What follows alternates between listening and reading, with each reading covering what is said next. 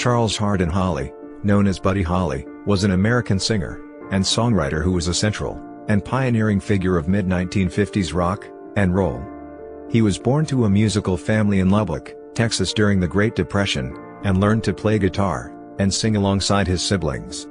His style was influenced by gospel music, country music, and rhythm and blues acts, which he performed in Lubbock with his friends from high school. He made his first appearance on local television in 1952, and the following year he formed the group Buddy and Bob with his friend Bob Montgomery. In 1955, after opening for Elvis Presley, he decided to pursue a career in music. He opened for Presley 3 times that year. His band style shifted from country and western to entirely rock and roll. In October that year, when he opened for Bill Haley and his Comets, he was spotted by Nashville scout Eddie Crandall, who helped him get a contract with Decca Records. Holley's recording sessions at Decca were produced by Owen Bradley, who had become famous for producing orchestrated country hits for stars like Patsy Cline. Unhappy with Bradley's musical style and control in the studio, Holley went to producer Norman Petty in Clovis, New Mexico, and recorded a demo of That'll Be the Day, among other songs. Petty became the band's manager, and sent the demo to Brunswick Records, which released it as a single credited to the Crickets, which became the name of Holley's band. In September 1957, as the band toured, That'll Be the Day topped the US and UK singles charts. Its success was followed in October by another major hit, Peggy Sue. The album The Chirping Crickets, released in November 1957, reached number 5 on the UK albums chart. Holley made his second appearance on The Ed Sullivan Show in January 1958, and soon after toured Australia, and then the UK. In early 1959, he assembled a new band, consisting of future country music star Waylon Jennings bass, famed session musician Tommy Alsop, guitar, and Carl Bunch, drums, and embarked on a tour of the Midwestern U.S. After a show in Clear Lake, Iowa, he chartered an airplane to travel to his next show in Moorhead, Minnesota. Soon after takeoff, the plane crashed, killing Holley, Richie Valens, the Big Bopper, and pilot Roger Peterson in a tragedy later referred to by Don McLean as the day the music died in his song American Pie. During his short career, Holley wrote and recorded many songs. He is often regarded as the artist who defined the traditional rock and roll lineup of 2 guitars, bass, and drums. He was a major influence on later popular music artists, including Bob Dylan, the Beatles, the Rolling Stones, Eric Clapton, the Hollies, who named themselves in his honor, Elvis Costello, Dave Edmunds, Marshall Crenshaw, and Elton John. He was among the first artists inducted into the Rock and Roll Hall of Fame. In 1986, Rolling Stone magazine ranked him number 13 in its list of 100 greatest artists in 2010. Holley was born Charles Hardin Holley, spelled Day, on September 7, 1936, in Lubbock, Texas, the 4th child of Lawrence Odell Holley, 1901–1985, and Ella Pauline Drake, 1902–1990. His elder siblings were Larry, 1925–2022, Travis, 1927–2016, and Patricia Lou, 1929–2008. Holley was of mostly English and Welsh descent, and had small amounts of Native American ancestry as well. From early childhood, he was nicknamed Buddy. During the Great Depression, the Holleys frequently moved residence within Lubbock, LO, changed jobs several times. Buddy Holly was baptized a Baptist, and the family were members of the Tabernacle Baptist Church. The Holleys had an interest in music. All the family members except LO were able to play an instrument or sing.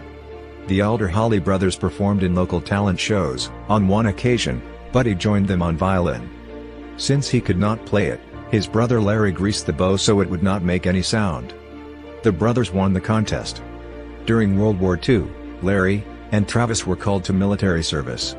Upon his return, Larry brought with him a guitar he had bought from a shipmate while serving in the Pacific. At age 11, Buddy took piano lessons but abandoned them after 9 months.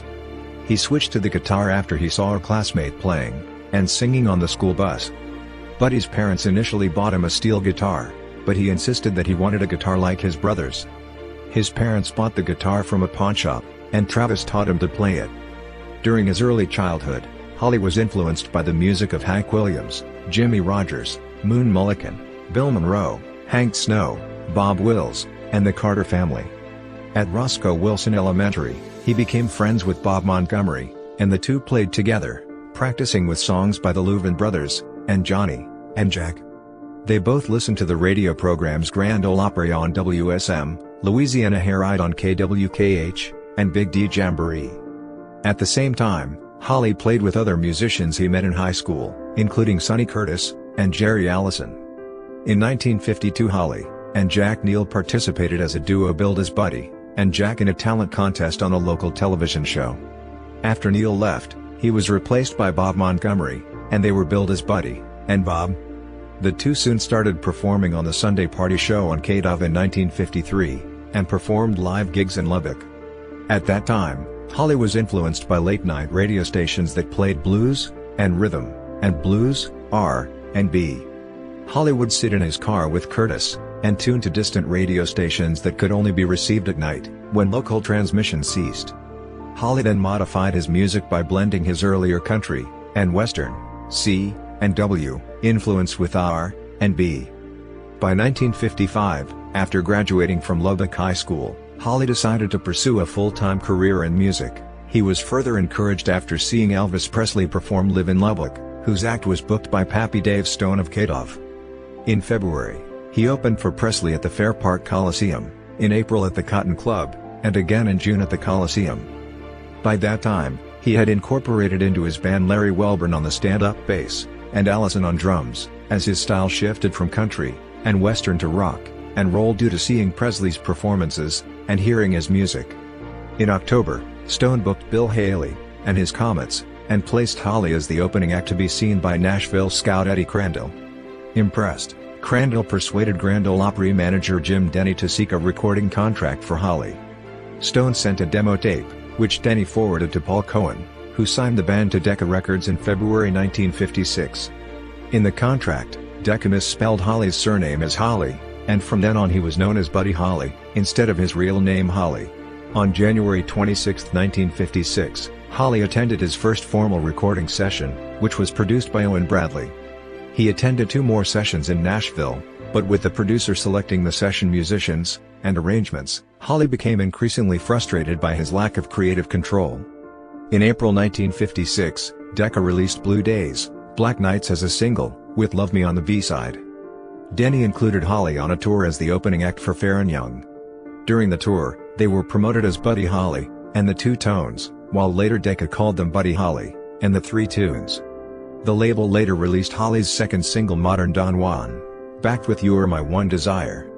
Neither single made an impression. On January 22, 1957, Decca informed Holley his contract would not be renewed, but insisted he could not record the same songs for anyone else for 5 years. Holley was unhappy with the results of his time with Decca. He was inspired by the success of Buddy Knox's Party Doll, and Jimmy Bowen's I'm Stickin' With You, and visited Norman Petty, who had produced and promoted both records. Together with Allison, bassist Joe B. Malden, and rhythm guitarist Nicky Sullivan, he went to Petty's studio in Clovis, New Mexico. The group recorded a demo of That'll Be the Day, a song they had previously recorded in Nashville. Now playing lead guitar, Holley achieved the sound he desired. Petty became his manager, and sent the record to Brunswick Records in New York City. Holley, still under contract with Decca, could not release the record under his name, so a band name was used. Allison proposed the name Crickets. Brunswick gave Holley a basic agreement to release That'll Be the Day, leaving him with both artistic control and financial responsibility for future recordings. Impressed with the demo, the label's executives released it without recording a new version. I'm Looking for Someone to Love was the B-side. The single was credited to the Crickets. Petty and Holley later learned that Brunswick was a subsidiary of Decca, which legally cleared future recordings under the name Buddy Holly. Recordings credited to the Crickets would be released on Brunswick, while the recordings under Holley's name were released on another subsidiary label, Cornell Records. Holley concurrently held a recording contract with both labels. That'll Be the Day was released on May 27, 1957. Petty booked Holley and the Crickets for a tour with Irvin Feld, who had noticed the band after That'll Be the Day appeared on the R&B chart. He booked them for appearances in Washington, D.C., Baltimore, and New York City. The band was booked to play at New York's Apollo Theater on August 16 to 22. During the opening performances, the group did not impress the audience, but they were accepted after they included Bo Diddley. By the end of their run at the Apollo, That'll Be the Day was climbing the charts. Encouraged by the single's success, Petty started to prepare 2 album releases, a solo album for Holley, and another for the Crickets. Holley appeared on American Bandstand, hosted by Dick Clark on ABC, on August 26. Before leaving New York, the band befriended the Everly Brothers. That'll Be the Day topped the US bestsellers in stores chart on September 23, and was #1 on the UK singles chart for 3 weeks in November. On September 20th, Coral released Peggy Sue, Back with Every Day, with Holley credited as the performer. By October, Peggy Sue had reached #3 on Billboard's pop chart, and #2 on the R&B chart. It peaked at #6 on the UK singles chart. As the success of the song grew, it brought more attention to Holley, with the band at the time being built as Buddy Holly and the Crickets. Although never on records during Holley's lifetime, the record labels identified the band as Buddy Holly and the Crickets beginning in 1962. In the last week of September, the band members flew to Lubbock to visit their families. Holley's high school girlfriend, Echo McGuire, had left him for a fellow student. Aside from McGuire, Holley had a relationship with Lubbock fan June Clark. After Clark ended their relationship, Holley realized the importance of his relationship with McGuire, and considered his relationship with Clark a temporary one. Meanwhile, for their return to recording, Petty arranged a session in Oklahoma City, where he was performing with his own band. While the band drove to the location, the producer set up a makeshift studio. The rest of the songs needed for an album, and singles were recorded. Petty later dubbed the material in Clovis. The resulting album, The Chirping Crickets, was released on November 27, 1957. It reached #5 on the UK albums chart. In October, Brunswick released the second single by the Crickets, Oh Boy, with Not Fade Away on the B-side. The single reached #10 on the pop chart, and 13 on the R&B chart. Holley and the Crickets performed That'll Be the Day and Peggy Sue on The Ed Sullivan Show on December 1, 1957. Following the appearance, Nicky Sullivan left the group because he was tired of the intensive touring, and he wanted to resume his education. On December 29, Holley and the Crickets performed Peggy Sue on The Arthur Murray Party. On January 8, 1958, Holley and the Crickets joined America's Greatest Teenage Recording Stars Tour. On January 25, Holley recorded Rave On. The next day, he made a second appearance on The Ed Sullivan Show, singing Oh Boy. He departed to perform in Honolulu, Hawaii, on January 27, and then started a week-long tour of Australia billed as The Big Show with Paul Anka, Jerry Lee Lewis, and Jody Sands. In March, the band toured the United Kingdom, playing 50 shows in 25 days. The same month, his debut solo album, Buddy Holly, was released. Upon their return to the United States, Holley and the Crickets joined Alan Freed's Big Beat Show tour for 41 dates. In April, Decca released That'll Be the Day, featuring the songs recorded with Bradley during his early Nashville sessions. A new recording session in Clovis was arranged in May. Holley hired Tommy Alsop to play lead guitar. The session produced the recordings of It's So Easy and Heartbeat. Holley was impressed by Alsop and invited him to join the Crickets. In June, Holley traveled alone to New York for a solo recording session. Without the Crickets, he chose to be backed by a jazz and R&B band, recording Now We're One and Bobby Darin's Early in the Morning. During a visit to the offices of Pierre Southern, Holley met Maria Elena Santiago. He asked her out on their first meeting, and proposed marriage to her on their first date. The wedding took place on August 15. Holley's manager Norman Petty disapproved of the marriage, and advised Holley to keep it secret to avoid upsetting Holley's female fans. Petty's suggestion created friction with Holley, who had also started to question Petty's bookkeeping. The Crickets were also frustrated with Petty, who controlled all of the proceeds earned by the band. Holley and Santiago frequented many of New York's music venues, including the Village Gate, Blue Note, Village Vanguard, and Johnny Johnson's. Santiago later said that Holley was keen to learn fingerstyle flamenco guitar, and that he would often visit her aunt's home to play the piano there. Holley planned collaborations between soul singers and rock and roll. He wanted to make an album with Ray Charles and Mahalia Jackson. He also had ambitions to work in film, and registered for acting classes with Lee Strasberg's Actors Studio. Santiago accompanied Holley on tours. To hide her marriage to Holley, she was presented as the Crickets' secretary. She took care of the laundry, and equipment setup, and collected the concert revenues. Santiago kept the money for the band instead of their habitual transfer to Petty in New Mexico. She, and her aunt Pravi Garcia, an executive in the Latin American music department at Pierre Southern, convinced Holley that Petty was paying the band's royalties from Coral Brunswick into his own company's account. Holley planned to retrieve his royalties from Petty, and to later fire him as manager and producer. At the recommendation of the Everly Brothers, Holley hired lawyer Harold Orenstein to negotiate his royalties. The problems with Petty were triggered after he was unable to pay Holley. At the time, New York promoter Manny Greenfield reclaimed a large part of Holley's earnings. Greenfield had booked Holley for shows during previous tours. The two had a verbal agreement: Greenfield would obtain 5% of the booking earnings. Greenfield later felt he was also acting as Holley's manager, and deserved a higher payment, which Holley refused. Greenfield then sued Holley. Under New York law, because Holley's royalties originated in New York, and were directed out of the state, the payments were frozen until the dispute was settled. Petty then could not complete the transfers to Holley, who considered him responsible for the missing profit. In September, Holley returned to Clovis for a new recording session, which yielded Reminiscing and Come Back Baby. During the session, he ventured into producing by recording Lubbock DJ Waylon Jennings. Holley produced the single Joel Blonde, and When Sin Stops, Love Begins, for Jennings. Holley became increasingly interested in the New York music, recording, and publishing scene. Holley and Santiago settled in apartment 4H of the Brevoort Apartments, at 11 Fifth Avenue in Greenwich Village, where he recorded a series of acoustic songs, including Crying, Waiting, Hoping, and What to Do. The inspiration to record the songs is sometimes attributed to the ending of his relationship with McGuire. On October 21, 1958, Holley's final studio session was recorded at the Pythian Temple on West 70th Street, now a luxury condominium. Known by Holley fans as the String Sessions, Holley recorded 4 songs for choral in an innovative collaboration with the Dick Jacobs Orchestra, an 18-piece ensemble composed of former members of the NBC Symphony Orchestra including saxophonist Boomie Richmond.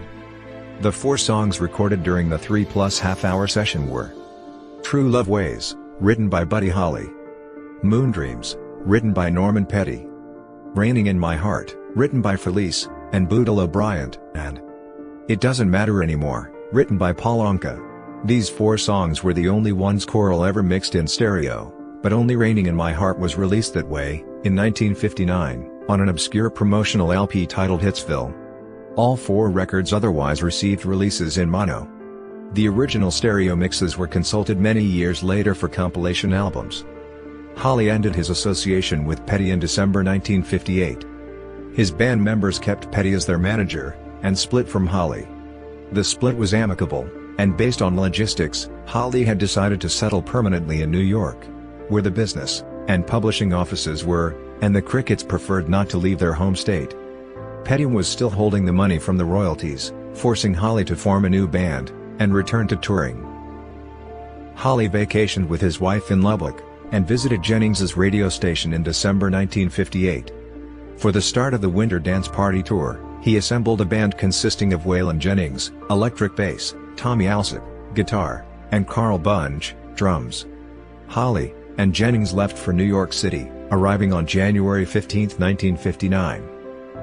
Jennings stayed at Holley's apartment by Washington Square Park on the days prior to a meeting scheduled at the headquarters of the General Artists Corporation, which organized the tour. They then traveled by train to Chicago to join the rest of the band. The Winter Dance Party Tour began in Milwaukee, Wisconsin, on January 23, 1959. The amount of travel involved created logistical problems, as the distance between venues had not been considered when scheduling performances. Adding to the problem, the unheated tour buses twice broke down in freezing weather, with dire consequences. Holley's drummer Carl Bunch was hospitalized for frostbite to his toes, sustained while aboard the bus, so Holley decided to seek other transportation. On February 2, before their appearance in Clear Lake, Iowa, Holley chartered a 4-seat Beechcraft Bonanza airplane for Jennings, Alsop, and himself, from Dwyer Flying Service in Mason City, Iowa. Holley's idea was to depart following the show at the Surf Ballroom in Clear Lake, and fly to their next venue, in Moorhead, Minnesota, via Fargo, North Dakota, allowing them time to rest, and launder their clothes, and avoid a rigorous bus journey. Immediately after the Clear Lake show, which ended just before midnight, Alsop agreed to flip a coin for the seat with Valance.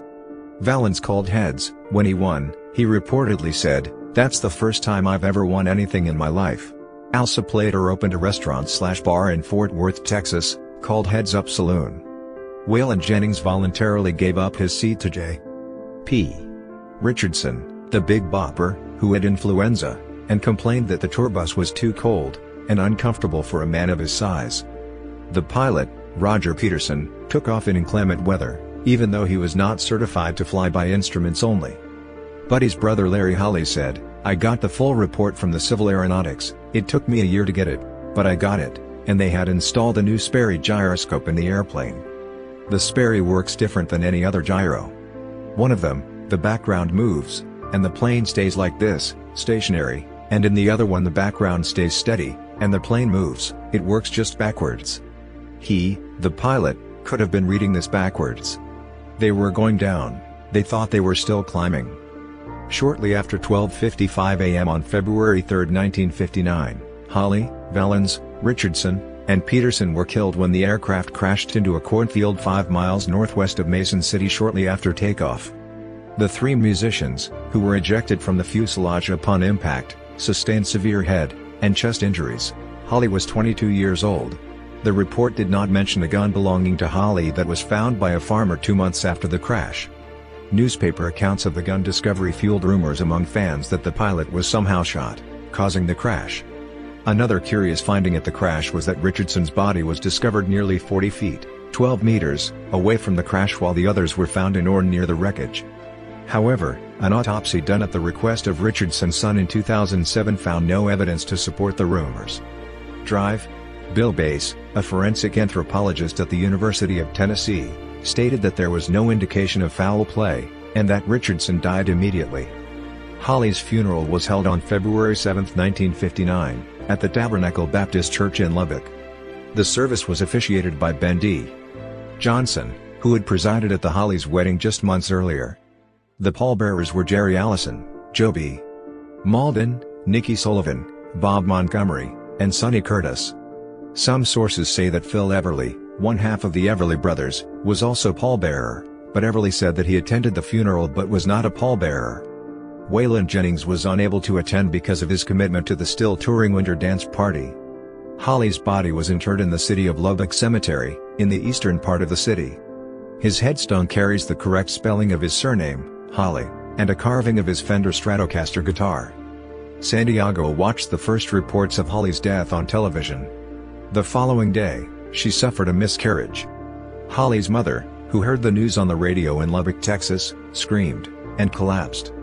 Because of Elena's miscarriage, in the months following the accident, the authorities implemented a policy against announcing victims' names until after families are informed. San Diego did not attend the funeral, and has never visited the gravesite. She later told the Avalanche Journal, "In a way, I blame myself. I was not feeling well when he left. I was 2 weeks pregnant, and I wanted Buddy to stay with me, but he had scheduled that tour. It was the only time I wasn't with him. And I blame myself because I know that, if only I had gone along, Buddy never would have gotten into that airplane." Holley's singing style was characterized by his vocal hiccups, and his alternation between his regular voice and falsetto. His stuttering vocals were complemented by his percussive guitar playing, solos, stops, bent notes, and rhythm and blues chord progressions. He often strummed downstrokes that were accompanied by Allison's driving percussion. Holley bought his first Fender Stratocaster, which became his signature guitar, at Herod Music in Lubbock for $249.50. Fender Stratocasters were popular with country musicians. Holley chose it for its loud sound. His innovative playing style was characterized by its blending of chunky rhythm and high-string lead work. He played his first Stratocaster, a 1954 model, until it was stolen during a tour stop in Michigan in 1957. To replace it, he purchased a 1957 model before a show in Detroit. Holley owned 4 or 5 Stratocasters during his career. At the beginning of their music careers, Holley and his group wore business suits. When they met the Everly brothers, Don Everly took the band to Phil's Men's Shop in New York City, and introduced them to Ivy League clothes.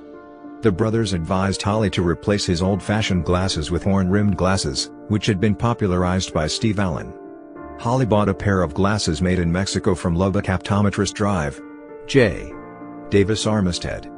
Teenagers in the United States started to request this style of glasses, which were later popularly known as Buddy Holly glasses. When the plane crashed, the wreckage was strewn across many yards of snow-covered ground. While his other belongings were recovered immediately, there was no record of his signature glasses being found. They were presumed lost until, in March 1980, they were discovered in a Cerro Gordo County Courthouse storage area by Sheriff Gerald Allen. They had been found in the spring of 1959, after the snow had melted, and had been given to the sheriff's office. They were placed in an envelope dated April 7, 1959, along with a Big Bopper's watch, a lighter, 2 pairs of dice, and part of another watch, and misplaced when the county moved courthouses. The glasses, missing their lenses, were returned to Santiago a year later, after a legal contest over them with his parents. They are now on display at the Buddy Holly Center in Lubbock, Texas. Buddy Holly left behind dozens of unfinished recordings, solo transcriptions of his new compositions, informal jam sessions with bandmates, or tapes demonstrating songs intended for other artists. The last known recordings, made in Holly's apartment in late 1958, were his last 6 original songs. In June 1959, Coral Records overdubbed 2 of them with backing vocals by the Ray Charles Singers, and studio musicians in an attempt to simulate the established Crickets sound. The finished tracks became the first posthumous Holly single, Peggy Sue Got Married, Crying, Waiting, Hoping. The new release was successful enough to warrant an album drawing upon the other Holly demos, using the same studio personnel, in January 1960. All 6 songs were included in the Buddy Holly Story, Volume 2, 1960. The demand for Holly records was so great, and Holly had recorded so prolifically, that his record label was able to release new Holly albums, and singles for the next 10 years. Norman Petty produced most of these new additions, drawing upon unreleased studio masters, alternate takes, audition tapes, and even amateur recordings, some dating back to 1954 with low-fidelity vocals. The final new Buddy Holly album, Giant, was released in 1969. The single chosen from the album was Love Is Strange. Encyclopedia Britannica stated that Holly produced some of the most distinctive and influential work in rock music. AllMusic defined him as the single most influential creative force in early rock and roll. Rolling Stone ranked him number 13 on its list of 100 greatest artists. The Telegraph called him a pioneer and a revolutionary, a multi-dimensional talent, who co-wrote and performed songs that remain as fresh and potent today. The Rock and Roll Hall of Fame included Holly among its first class in 1986. On its entry, the Hall of Fame remarked upon the large quantity of material he produced during his short musical career, and said it made a major and lasting impact on popular music. It called him an innovator for writing his own material, his experimentation with double tracking, and the use of orchestration. He is also said to have pioneered and popularized the now standard use of 2 guitars, bass, and drums by rock bands. The Songwriters Hall of Fame also inducted Holly in 1986, and said his contributions changed the face of rock and roll. Holly developed in collaboration with Petty techniques of overdubbing and reverb, while he used innovative instrumentation later implemented by other artists. Holly became one of the most influential pioneers of rock and roll who had a lasting influence on genre performers of the 1960s. In 1980, Grant Speed sculpted a statue of Holly playing his Fender guitar. This statue is the centerpiece of Lubbock's Walk of Fame, which honors notable people who contributed to Lubbock's musical history. Other memorials to Buddy Holly include a street named in his honor, and the Buddy Holly Center, which contains a museum of Holly memorabilia and fine arts gallery.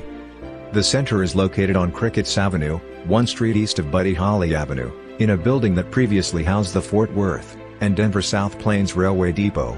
In 1997, the National Academy of Recording Arts and Sciences gave Holly the Lifetime Achievement Award. Holly was inducted into the Iowa Rock and Roll Hall of Fame in 2000. In 2010, Grant Speed's statue was taken down for refurbishment, and construction of a new Walk of Fame began. On May 9, 2011, the city of Lubbock held a ribbon-cutting ceremony for the Buddy and Maria Elena Holly Plaza, the new home of the statue and the Walk of Fame. The same year, a star bearing Holly's name was placed on the Hollywood Walk of Fame, commemorating his 75th birthday. Groundbreaking was held on April 20, 2017, for the construction of a new performing arts center in Lubbock, the Buddy Holly Hall of Performing Arts and Sciences, a downtown $153 million project expected to be completed in 2020. Thus far, the private group, the Lubbock Entertainment and Performing Arts Association, has raised or received pledges in the amount of $93 million to underwrite the project. According to a June 2019 article in the New York Times Magazine, virtually all of Holly's masters were lost in the 2008 Universal fire. This is disputed by Chad Kassem of Analog Productions, who claims to have used the master tapes of Holly's first two albums in Analog Productions' reissues of these albums on LP, and sacked in 2017. John Lennon and Paul McCartney saw Holly for the first time when he appeared on Sunday night at the London Palladium. The two had recently met and begun their musical association. They studied Holly's records, learned his performance style and lyricism, and based their act around his persona. Inspired by Holly's insect-themed crickets, they chose to name their band the Beatles. Lennon and McCartney later cited Holly as one of their main influences. Lennon's band the Quarrymen covered That'll Be the Day in their first recording session, in 1958. During breaks in the Beatles' first appearance on The Ed Sullivan Show, on February 9, 1964, Lennon asked CBS coordinator Vince Calandra about Holly's performances. Calandra said Lennon and McCartney repeatedly expressed their appreciation of Holly. The Beatles recorded a close cover of Holly's version of Words of Love, which was released on their 1964 album Beatles for Sale, in the US, in June 1965 on Beatles Vi. During the January 1969 recording sessions for their album Let It Be, the Beatles played a slow, impromptu version of Mailman, Bring Me No More Blues, which Holly popularized but did not write, with Lennon mimicking Holly's vocal style. Lennon recorded a cover version of Peggy Sue on his 1975 album Rock and Roll. McCartney owns the publishing rights to Holly's song catalog. On January 31, 1959, 2 nights before Holly's death, 17-year-old Bob Dylan attended Holly's performance in Duluth.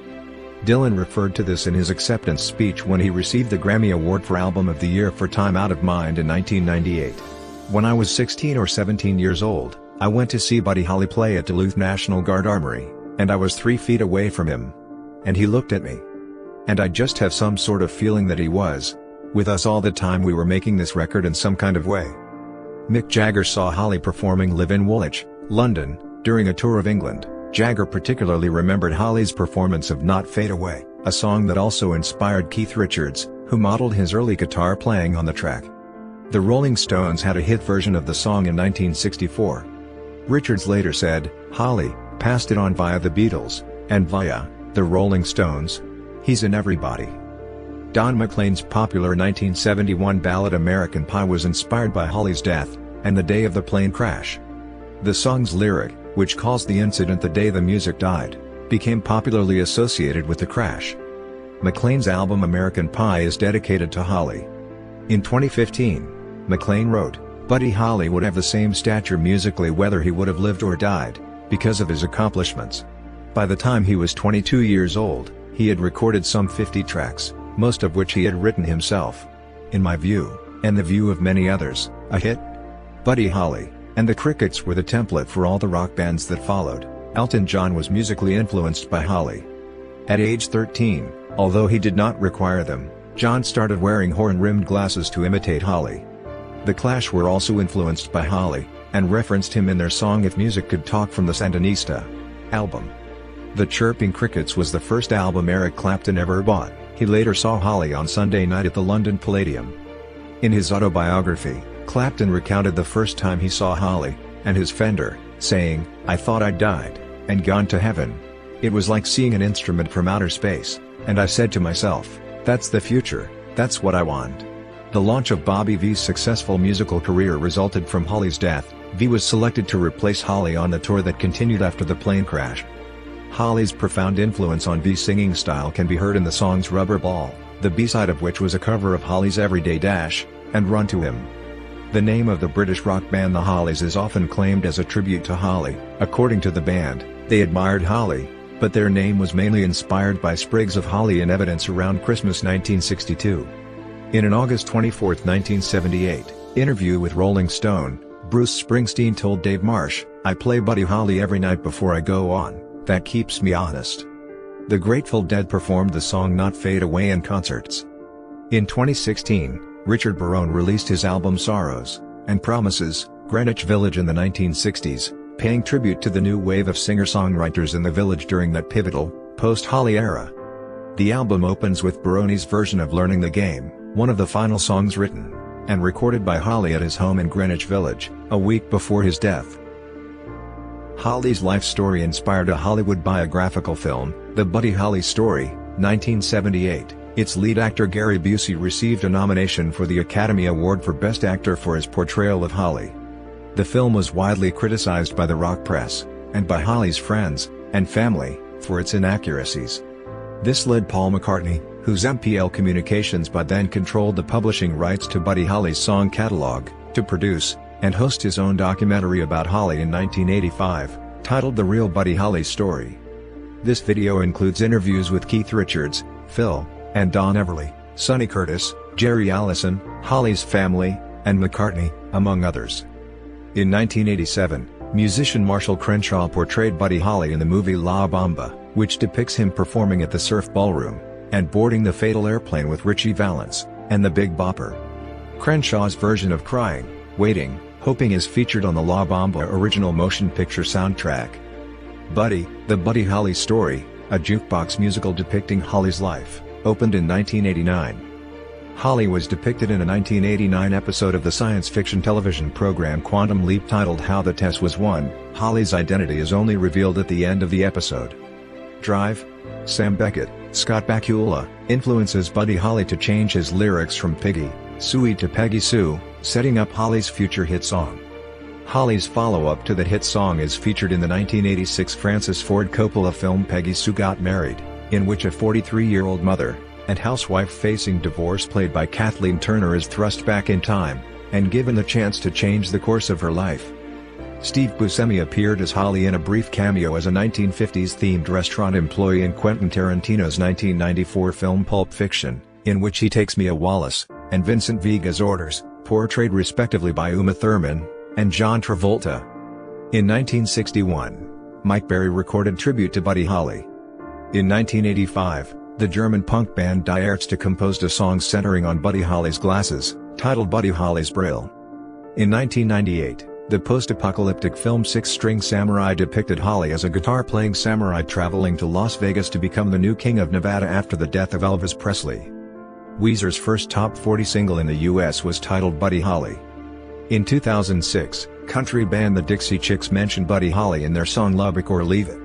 Lead singer Natalie Maines and Holley share a hometown of Lubbock, Texas. The TV documentary Buddy Holly, Rave On! The Story of Buddy Holly aired on BBC4 in 2017. An upcoming documentary The Day the Music Died / American Pie explores the story behind the Don McLean song.